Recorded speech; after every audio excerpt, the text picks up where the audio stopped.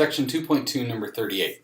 We're given the equation x minus 3 over 10 minus x minus 3 over 5 is equal to 1. We're told to solve this algebraically, set up an equation that's equal to 0, graph the non-zero side of that equation, and find where it crosses the x-axis to find the zeros that will solve that equation. Okay? Basically, solve it algebraically, set up something where the zeros of an equation also give you the solutions. Okay, so I have subtraction as well as division. We know they don't play nice, so let's get rid of the division if I can.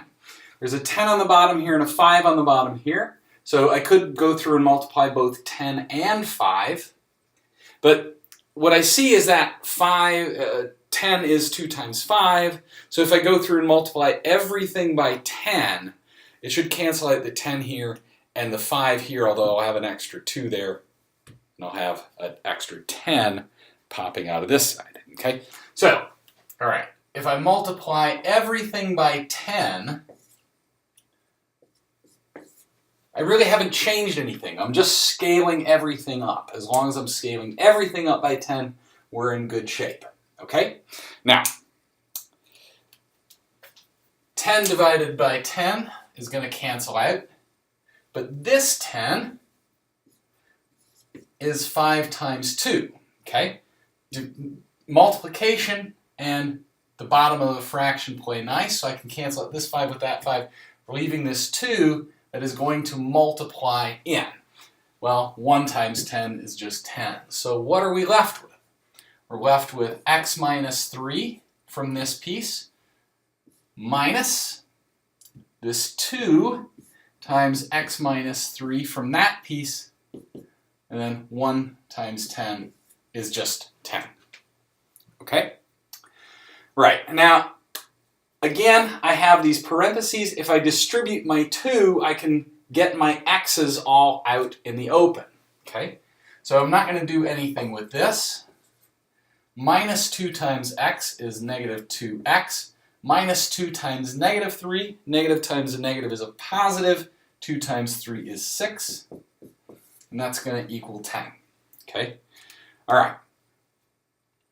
So now let's do one more intermediate step. Combine our terms, combine our x's. If we have 1x and we're subtracting 2x, we're going to have a negative x remaining. Minus 3x plus, minus 3 plus 6 is taking away 3 from 6, so we're going to get plus 3, and then we're going to go with a 10 there. Okay? So now, if I subtract 3 from both sides, the adding and the subtracting is going to cancel here. 10 minus 3 is going to leave us with 7 on this side. The minus x I haven't done anything with, so that's going to be left there. And now if I go through and divide both sides by negative 1, negative divided by the negative is going to cancel out. 7 divided by the negative 1 is the same thing as negative 7. So x is equal to negative 7 is my claim that this is a solved equation. Okay? Now, if we're going to graph this, we need to find a solution, right? It's going to be easiest if we start with our initial equation, move the one side to the other, getting us the 0 on the other side. Graphing our function, right, we're going to have y is equal to quantity, x minus 3 over 10, minus quantity x minus 3 over 5, minus our 1.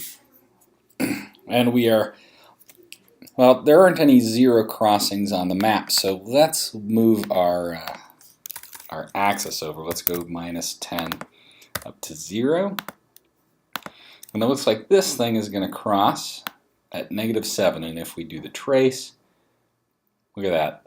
Our y is 0, right around x equals negative 7, which is exactly what we got when we solved it algebraically.